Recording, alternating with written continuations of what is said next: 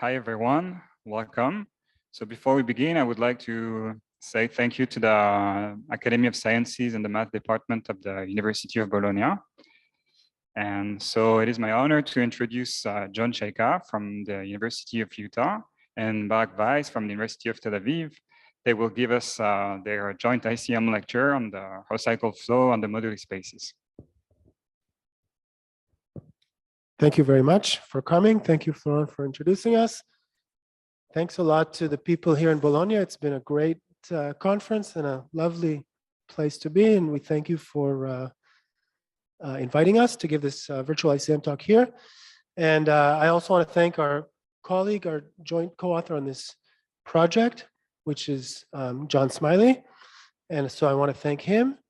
And I also want to thank the organizers of the ICM for inviting us to give this lecture. And we also would like to acknowledge and point out that we're here feeling with our hearts, thinking about the people in the Ukraine. We completely did not expect these barbaric events to happen. And we wish we could be in more expected circumstances giving this lecture in front of the expected audience. But nevertheless, since it did happen, this is we're very happy to be here with you to give our talk. Okay, so I'll be giving the first half of the lecture. Second half of the lecture will be given by John. The lecture is being recorded, but we would be very happy if you ask questions. Please do, as usual. And let me know if things are not working well for you. So this is a talk about a situation in which one would like to be able to describe all points of a dynamical system, as we've seen during the school. So typically in dynamical systems, you have results telling you what happens for a typical point or for almost every point. But in some situations, you can have a theorem that tells you what happens for every point. And that's very rare, but when it does happen, it's a much more powerful result, has lots of applications in other fields other than dynamical systems, and it's extremely interesting. And the paradigm for this kind of results are results in homogeneous dynamics that go under the name of Ratner's theorem. So I want to quickly go over Ratner's theorems, which I'm stating in a very special case just for this lecture. It's not so important that you understand all the details here. So there's a big group G, which could be, say, SL and R, group of n by n matrices of determinant 1. There's a lattice, which means a discrete group of finite covolume in G. And there is an embedding of a copy of SL2R in G acting on this quotient by left translations. And inside SL2R, there's this one parameter subgroup U sub S, which we've seen during the lectures, and this is giving rise to a flow, and this is called a unipotent flow. And Ratner's results, the first one is called the Ratner measure classification theorem, and it gives you a complete description of all the ergodic invariant measures for this action. All of these measures come about by certain intermediate groups, L. So L is a closed subgroup which contains U, could be equal to U, is contained in G, could be equal to G, or it could be some group strictly in between. Each one of these groups might have a closed orbit. That orbit might carry a finite measure. And if so, you get a measure. And this class of measures is the measures that come up in the measure classification. And they have a description in terms of the Haar measure on L, which I don't want to go into. The second result is called Ratner's orbit closure theorem. And it tells you that all the orbits, if you look at their closures, you get something very nice. You get a closed orbit for some group. In particular, this is a manifold. In particular, these manifolds also carry the measures that appear in the first statement. So the takeaway, it's not so important that you get all the technical details, but the takeaway is there's kind of a reduction from dynamical systems where we often have orbits which are very, very complicated. Their closures might be fractal sets. They may be very chaotic. But in this particular situation, there's a reduction from dynamical systems to algebra. All the measures come from some very, very restricted algebraic constructions, and they're very nice. The orbit closures are nice manifolds, which is not at all the typical case in dynamics. This theorem is the more striking one, perhaps, for people who are not experts. The previous theorem about the measure classification was proved first, and it's the more powerful one, and it's the one driving these kinds of results. You often first prove a measure classification, and then you use that to obtain an orbit closure classification. A third theorem is called the genericity theorem. It's about the existence of generic points. And a point X is called generic for a flow and a measure if, when you average along the orbit of the point, the averages converge to a certain measure. Yes, John? Oh, thank you. And so that's the definition of a generic point. So if formula 1 that you're seeing over here is valid, then X is called generic for the measure M. And Ratner's genericity result says that every orbit is generic. All points are generic for this dynamical system, which again is very far from being the case in a typical dynamical system. And not only is every point generic, when you're given the point, you can often figure out exactly the measure that it's generic for, very explicitly. And it's, of course, the measures appearing in the previous result. Questions about Ratner's results? These are, okay. So there have been analogs of these types of theorems in the world of translation surfaces. So translation surfaces, many of you know, they appear in many, many places in mathematics, and they involve a kind of a space such that the individual points in the space are themselves surfaces. So on these surfaces, we have an individual topological object and a dynamical system, but the entire space is a space of such objects. And on this space, there's an action of SL2R, which will now be denoted by the group G. And we're interested in the dynamics of the group G acting on the collection of translation surfaces because it helps us understand the dynamics on individual translation surfaces. This is the beauty of this field, of this topic. So here's a picture of a translation surface. You take, in this case, 2 polygons, and they're both hexagons. The hexagon on the right is convex. The hexagon on the left is not convex. And the sides have colors, and there's pairs of sides of equal length and parallel, and you should consider them to be glued to each other by translation. So the yellow edge on the left of the right-hand polygon is attached to the one on the right. The attaching map is just a translation. That's a translation surface. And the space of all translation surfaces in which you fix the topology, namely, you fix the genus of the surface, you fix what are called singular points, which I'll describe in a second, their number, their orders. There's a space of all such objects, which is the parameter space on which SL2R will act, okay? So what are these singular points? As you see here the corners of these polygons, everywhere except for the corners, there's a nice natural flat picture that comes from the polygon. So if I'm here, there's a neighborhood which exactly looks like a neighborhood in the plane because this is a polygon, it's part of the plane. If I'm here, which means I'm here because these 2 lines are identified by a translation, there's also a similar neighborhood. I can draw it in this way. And again, it looks just like a piece of the Euclidean plane. When I say just like, I mean not just topologically, but also geometrically. I can make geometric measurements like area, angle, distance from these pictures. There's an exceptional point here at the corner. And if I go around it, what I find is, first of all, that it's identified with other points. So you see that This point is identified to this point because the green lines are identified. And if I keep going around it, I'm actually finding more and more of these identifications.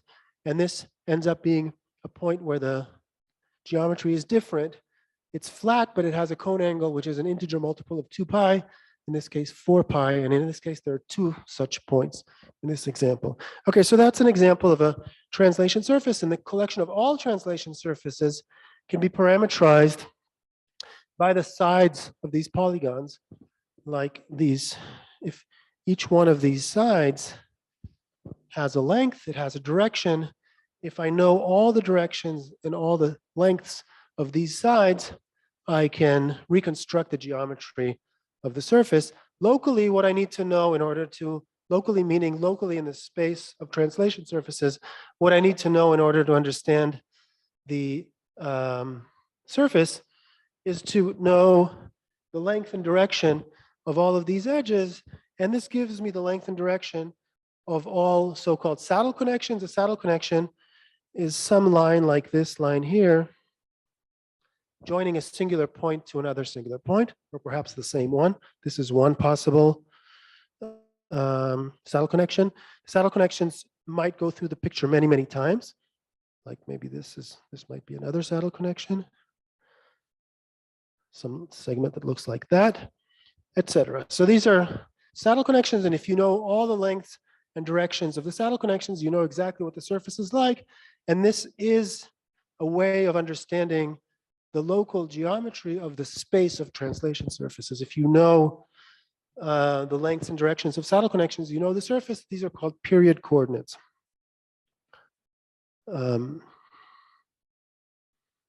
Sorry. Horocycle flow, the flow that we care about, is given by the action of these upper triangular unipotent groups that we saw before on the space of translation surfaces.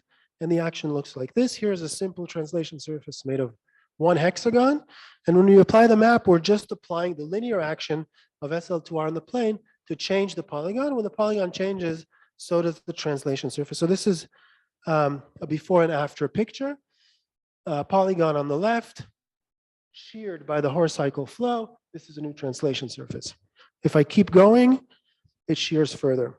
If I keep going, it shears even further. But in terms of the underlying geometry, I might apply a very large matrix, get a new surface with exactly the same geometry as I had before. So even though in these pictures, it looks like the dynamics is moving things away very far and not doing anything, actually the dynamics is very, very interesting. Points could come back close to themselves. Orbits could be complicated. We have an interesting dynamical system. I'm going to state the results of Eskin-Mirzakhani-Mohammadi, which were a very big deal about 10 years ago, I think, more or less, or 8 or whatever, and they are the background for our work. Let's take P to be the upper triangular group in SL2R. So this is not the group we've been considering before. U, it's the group we've been considering before, and an extra one parameter group of diagonal matrices, and they generate the group. And Eskin-Mirzakhani classified the measures for this action on the space of translation surfaces. Eskin-Mirzakhani-Mohammadi classified the orbit closures in analogy with what Ratner did. So here are the statements, which I'm not giving you in precise form.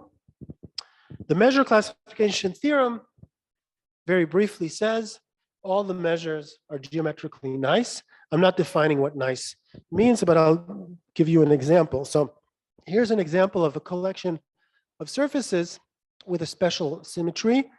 Think of surfaces made of 2 hexagons glued to each other. The gluing is just as before. The topology is just as before, but there's a special feature. The 2 hexagons are exactly the same. So you're seeing 2 identical isometric hexagons. And surfaces that have this extra symmetry are special. And if you apply SL2R, the symmetry persists. If you apply any element of SL2R, the symmetry persists. And the collection of all such surfaces is an example of a subspace of the space of all translation surfaces, which is nice and geometrical, and it carries a nice measure. And all the measures, as Eskin and Mirzakhani proved, this is a very difficult and deep theorem. have this feature. Technically speaking, the feature is that in the period coordinates that I mentioned before, there are equations describing this locus, and the equations are linear. So in this case, it's very simple. This edge, say, I'm sorry.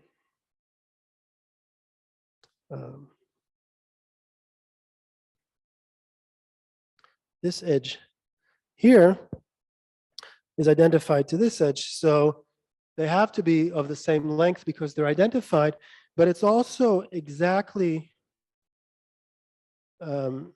has the same direction and the same length as this edge, which is not the same. Topologically, it's not the same edge. So this is giving us an equation on the saddle connection lengths and directions. It's an identity between two saddle connections that are different.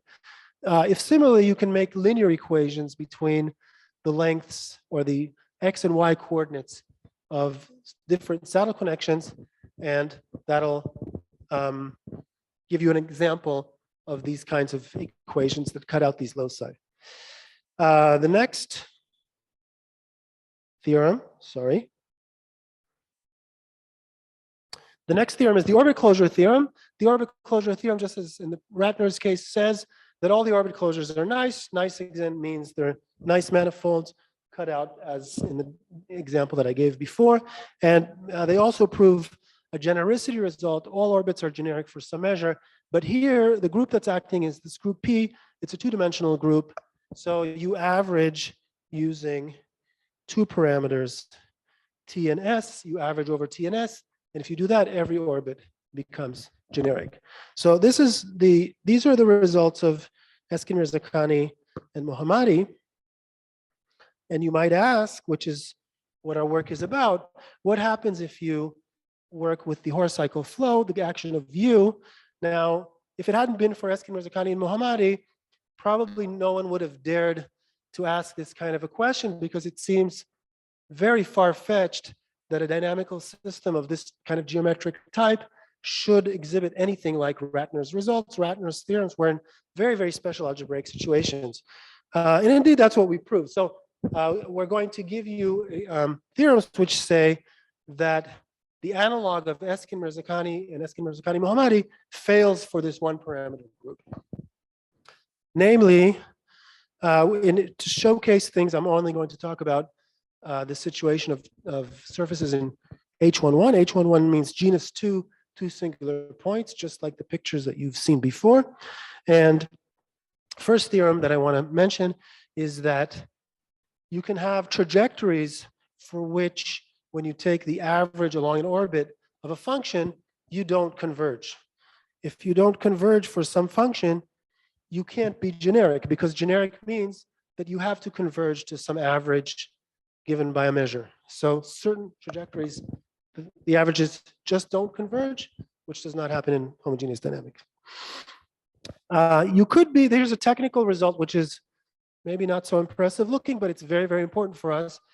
You might be generic for a measure, but actually not in the support of the measure. So I'll give a picture explaining that and then go back to the statement.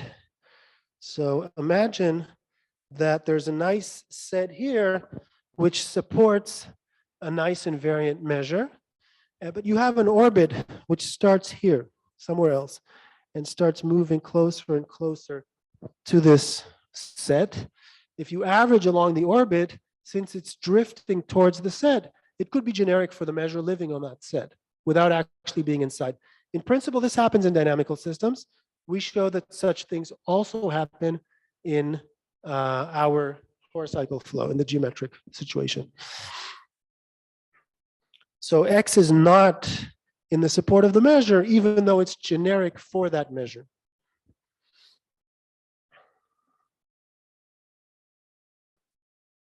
We also prove, and maybe this is the most striking result, but it's this is the most striking one, is that you could have orbit closures whose Hausdorff dimension is not an integer. So they're certainly far from being manifolds. So these are the results. Now I'll pass the, sorry, one more thing to say about this last example. This example, which has a non-integer Hausdorff dimension, is part of a nested collection, uncountably many collected orbit closures, all of which have this property. One is containing another, containing another, containing another, uncountably many, one parameter's worth, and they all have Hausdorff dimension, which is not an integer. So now I'm going to pass it on to John. He's going to tell you more. Thank you, Barak.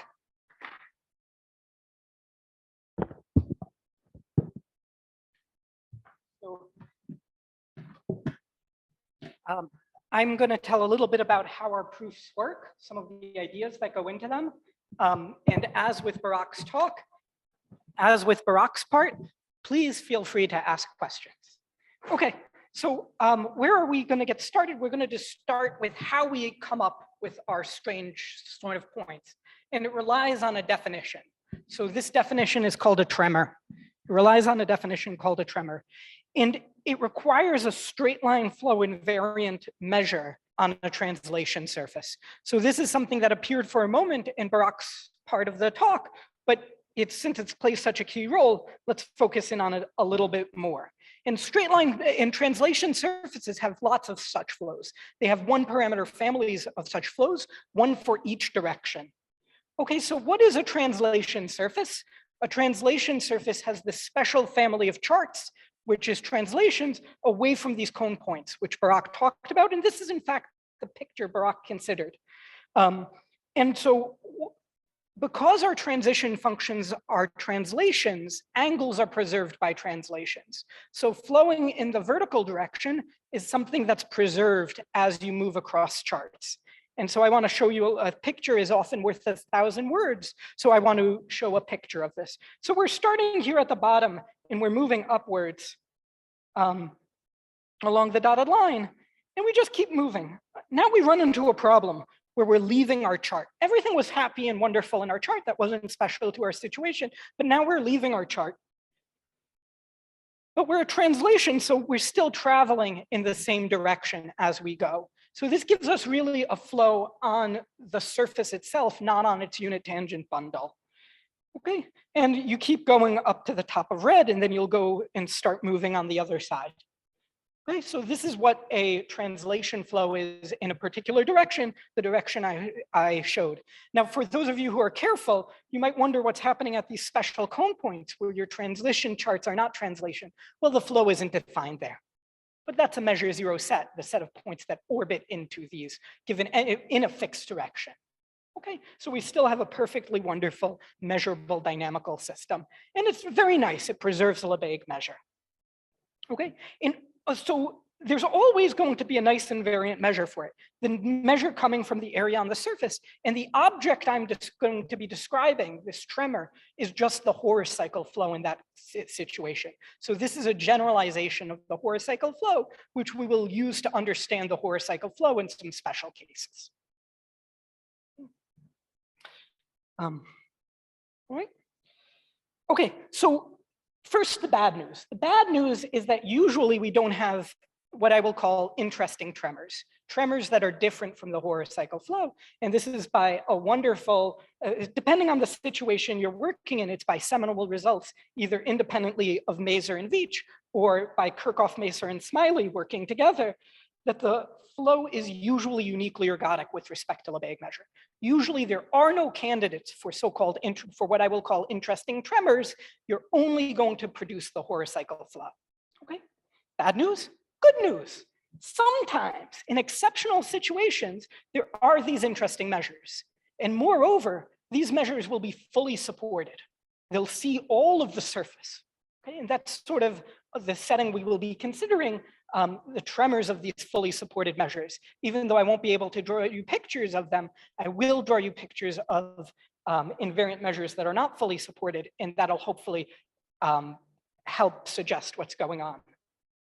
Okay, so tremors are generalizations of translation flows. So I'm sorry, horocycle flows.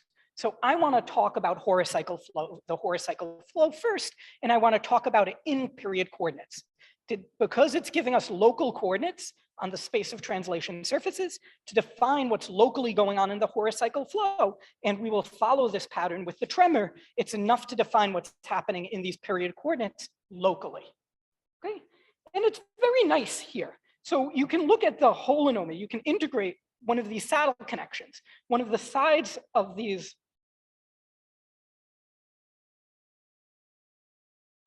this translation surface has it that its period coordinates are given by the vectors that describe these sides. So I can just integrate these one side with respect to dx, one of these special sides that's giving me my local coordinates, and I can integrate it with respect to dy, and I get an ordered pair. And that's the setting for which the coordinates I'm writing down appear on the next slide. Okay, so you have the integral, gamma is one of the colored sides in the picture I showed you before, maybe the yellow one. And you integrate it with respect to dx, you integrate it with respect to dy. This is a vector that describes it, which is one of the, in this case, it looks like 6, but secretly there's only 5 that matter, vectors that describe the local coordinates at this space. And I'm going to describe what's happening locally with the horocycle flow in that form. Okay, and so our new surface, I need to tell you what it is in the coordinate that corresponded to gamma. How is it going to change? You're going to take the y coordinate, you're going to multiply it by s and add that toward the x coordinate, and you're going to leave the y coordinate unchanged. That's what it does. This is just how the matrix 1s01 acts on a vector AB. So it's no surprise, and that's how it's connected to this U sub s, this horocycle flow that Barak defined earlier. It's just its linear action. Okay, now our horocycle flow preserves horizontal directions, and it acts as isometries on each horizontal line. So secretly, the translation flow in the horizontal direction, not any other direction, just the horizontal direction on my translation surface after I perform the horocycle flow and before are isomorphic to each other. Okay, and that's just because it acts as an isometry on each horizontal line. Okay. Now, okay, so I want to generalize this, and I already told you how I'm going to generalize it. I'm going to generalizing it using dynamical things that come from the straight line flow. So if we have a horizontal flow invariant measure, we can disintegrate it along vertical lines, and we get an object called a transverse measure. If you do this with respect to Lebesgue, this transverse measure is just dy. And so suggestively, for the fact that this is the version of dy for what some other measure sees the world as being, we'll put the mu underneath it. So that suggests this terminology. Okay. Using such a transverse measure, we are now going to define a tremor. Okay. And so the formula is very similar. So here we're showing, on this line here, we're showing what's happening for the horocycle flow. And on this line here, we're showing what happens for the tremor. Okay.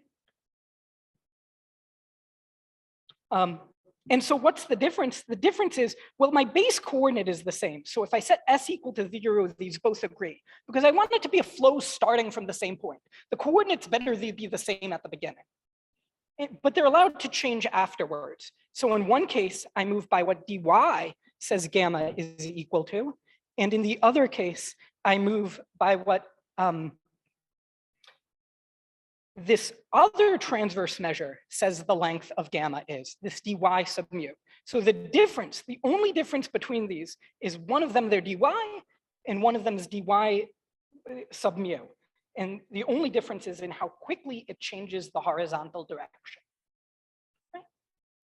Now, so the horizontal direction is still being changed by isometries. It's still an isometry on horizontal sides. And so it still preserves horizontal, it sends horizontal lines to horizontal lines. So it still sends my flow in a given direction to the flow on the given direction again. And this is going to be a very useful thing because we wouldn't want to change our horizontal flow invariant measure because then we sort of wouldn't know how to continue going. But the point is the horizontal flow invariant measures are the same because we're preserving horizontal lines, right? And that's where the horizontal flow is happening. So now I'm going to give you a picture of a tremor in a case where I can actually draw pictures, which is not the case where theorems usually refer to. It's going to be in the situation where there's a measure that's absolutely continuous with respect to Lebesgue, but not mutually absolutely continuous. It's only supported on a subsurface. And the pictures Barak was showing at the beginning are great for this, because here on the left-hand side, we've got a surface that's only glued to the right-hand side by horizontal segments. So for the infinitely defined horizontal lines, which won't be on the bottom because those run into cone points, and they won't be on the top because those run into cone points, you will only stay on one side or the other, okay? So there's a horizontal flow invariant measure on the left-hand side, which is just Lebesgue on the left-hand side. And there's one on the right-hand side, which is just Lebesgue on the right-hand side. And so I'm going to do the tremor with respect to one of these, the one that's on the left-hand side, Lebesgue on the left-hand side, okay? And so if you remember Barak's picture from before with this tall hexagon with yellow, red, and black sides, the whole hexagon was being tilted. But here I'm doing the tremor that's only living on the left-hand side. So this measure that I was defining before, this dy sub mu, it's going to be 0 for any saddle connection that's on the right-hand side. This measure right here in this measure that's in blue here, it's going to be 0 whenever gamma is only on the right-hand side, okay? But it's not going to be 0 if gamma intersects the left-hand side, or at least that has a chance not to be. And so let's see what happens. So our saddle connections that are on the left-hand side, well, it just is Lebesgue on the left-hand side. So they're going to move as if this was the horocycle flow. And the guys on the right-hand side get 0 transverse measure because the measure doesn't see the right-hand side at all. And so this is what happens from one unit of time of tremor. At the next unit, it tilts further and it tilts further. Okay, so this is what a tremor does. So at this stage, I'm going to be moving towards proving that there's a point whose horocycle orbit is not generic is generic for a measure, but it's not in the support of that measure. This cartoon that Barak was doing of the thing circling into a set that it's not lying on. And this serves as a good way of seeing a couple of our arguments. So that's why we're going to focus in on this. And it's a sign of sort of how things are going. Oh, it's also a sign that things are going wrong, that this setup of really good rigidity doesn't hold here. Okay, so I want to talk about important properties of tremors for me. They're defined for surfaces that emit horizontally invariant measures other than Lebesgue. They depend continuously on the horizontal invariant measure, and it defines a flow. This comes from the fact that it preserves the horizontal flow as a measurable and topological object. The fact that this measure mu makes sense after you apply the tremor for time t, and so you're able to apply it for time s in the future. The fact that this expression on the right-hand side here makes sense comes from this isomorphism. Okay? And lastly, it commutes with horocycle flow. And why does it commute with horocycle flow? It's just a function of how this looks like in coordinates. And I'm just adding different numbers into the x coordinate, and addition commutes. That's really all that's going on with it to commute. And then to say where we're headed, let me say this. So kind of a key idea that's going on is our weird objects largely come from the horocycle orbit of a tremor. Thank you. The horocycle orbit of a tremor of a point. These are our weird horocycle orbits. So these are the horocycle orbits. So S is varying. But the way we understand these is we look at a usual horocycle orbit, U sub S of X, and we apply the tremor for a fixed amount of time to that horocycle orbit. So this is sort of the key idea of the proof. We want to understand the left-hand side, and to do that, we work with the right-hand side.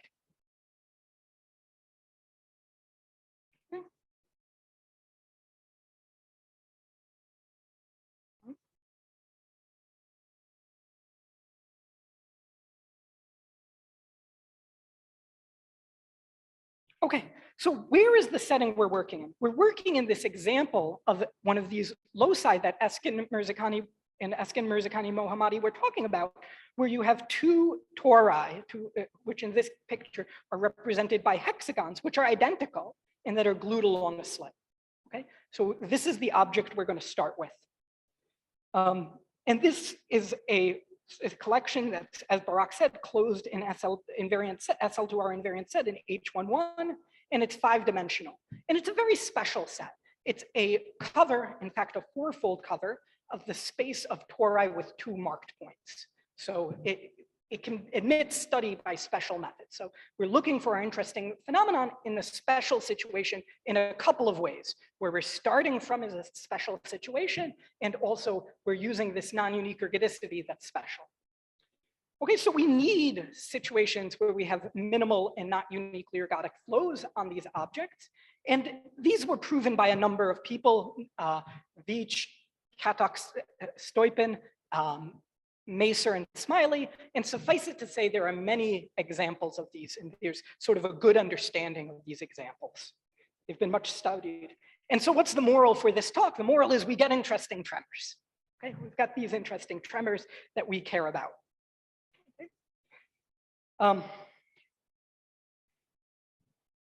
Okay, and so these interesting tremors, I want to say a little bit about this. Because of the symmetry in this locus, you can find out that any interesting invariant measure you have on it, one that's not Lebesgue, has to be not preserved by the involution of the surface that exchanges the 2 copies.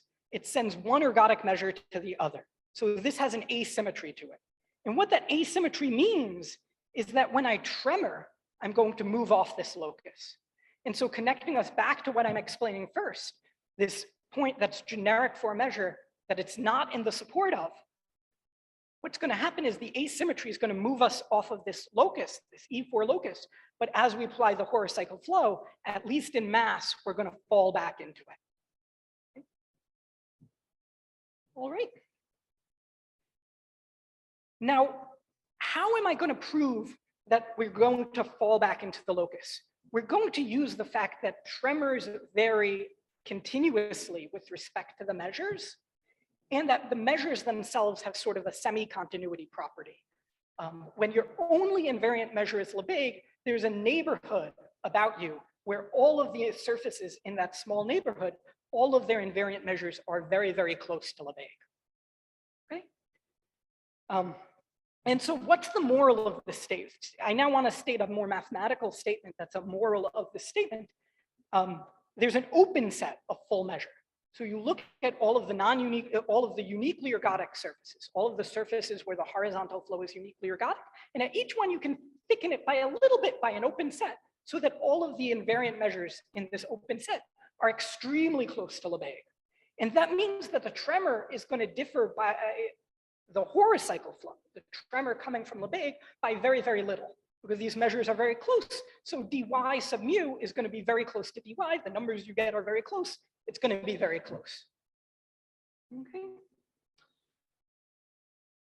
All right, so now this is a moment where our perspective plays a key role.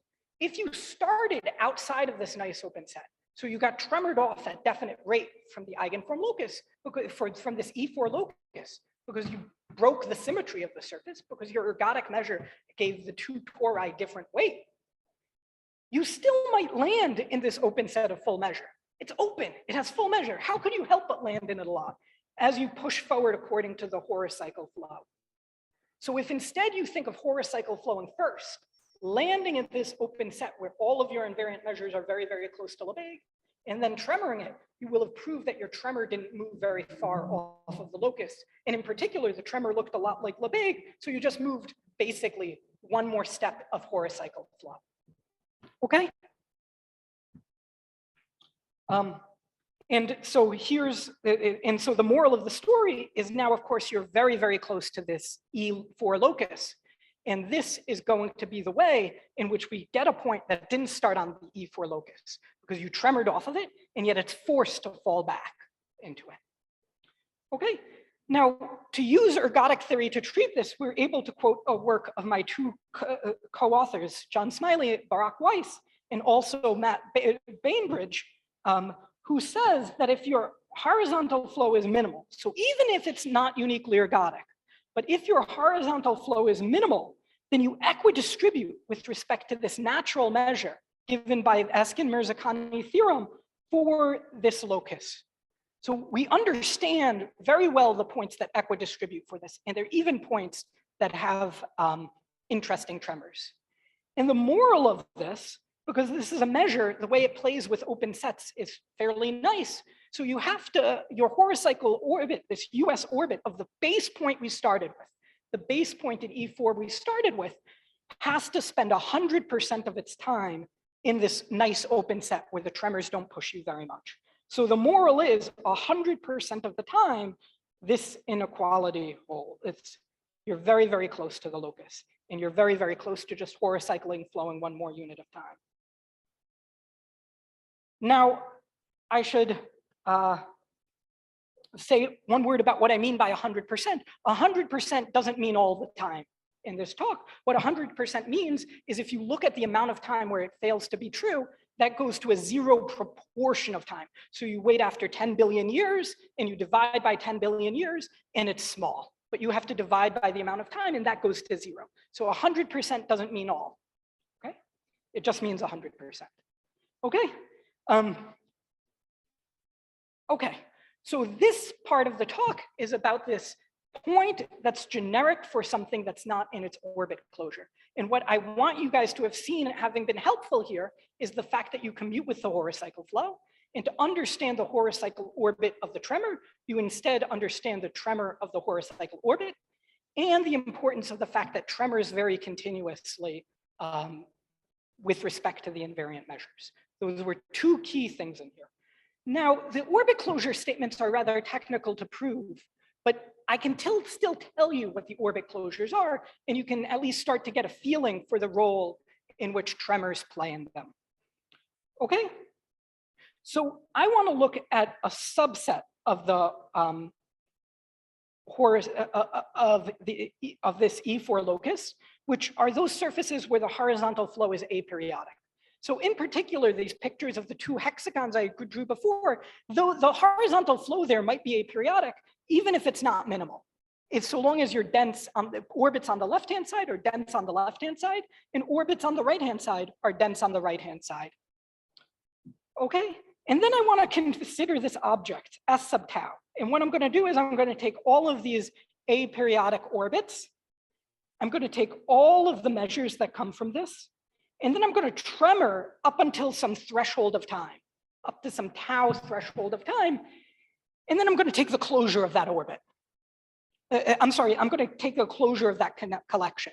So the only thing that's going on here is that this tau, the role it's playing is it's giving me the threshold of these tremors. Okay? And we prove that this is an orbit closure for the horocycle flow. Okay? Moreover, we show that these orbits are nested with respect to each other. That is, if I take tau2 bigger than tau1, one of these sets, which turns out to be an orbit closure by what we wrote above there, will actually be properly contained in the other one. So these are what the orbit closures are. And the Hausdorff dimension of this object is between 5/2 and 6. It's strictly less than 6, and it's greater than or equal to 5/2. Now, one side of this isn't too hard. It basically boils down to there's a set of Hausdorff dimension 4.5, where you're adding line segments, where this orbit closure contains line segments along this set of Hausdorff dimension 4.5, and 4.5 plus 1 coming from the line segments is 5.5. The less than 6 is more technical. Now I want to talk about the failure of genericity in general and where this comes from. What this comes from is the fact that these orbits are dense in our space. And so if we have a surface there's a dense set where all of the surfaces in this dense set are generic for the E4 locus. It turns out that being equidistributing according to a measure along a subsequence is a G delta condition. So these are the sets that are big for the Bayer category theorem. And in particular, any two of these will intersect. So there's a dense G delta that equidistributes for the uniform measure on this E4 locus along a subsequence.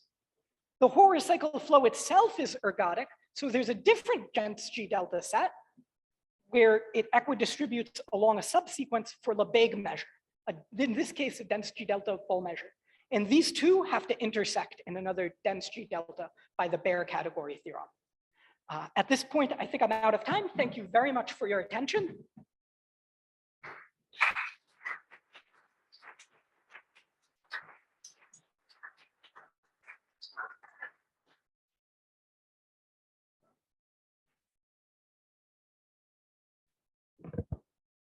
Do you have questions?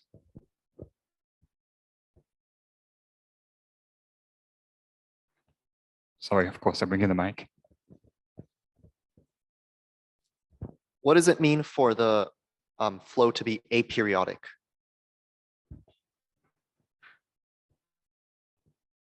Can you use this microphone to answer after? Oh. What it means is that the orbit of no point has that its orbit comes back to itself. So it starts and ends at the same point. Thanks for the question. So you can do this construction in H11, but are there other loci where you can do similar construction? And what do you expect for other invariant measure by the horocycle flow on other loci?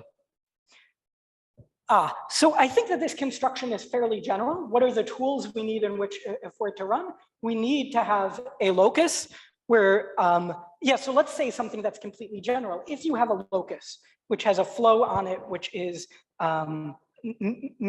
minimal and not uniquely ergodic, and one of the invariant measures define a vector, and the tremor comes from a vector, coming from this dy sub mu. If that is not in the tangent space of your orbit closure, then it will be such an example. You tremor with respect to that, and then any weak star limit of the uniform measures on the horocycle orbit of this tremor point will have that a support is contained in the locus you started from, basically for the reasons we explained here.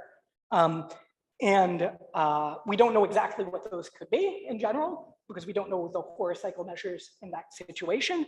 But you'll still have this phenomenon where it's any measure that it equidistributes for along a subsequence, it won't be in the support of. Now for horocycle invariant measures, I don't know. I think that's still widely open and we can't prove anything about sort of new exciting horocycle invariant measures. More questions? If not, I want to thank you for this very beautiful lecture. And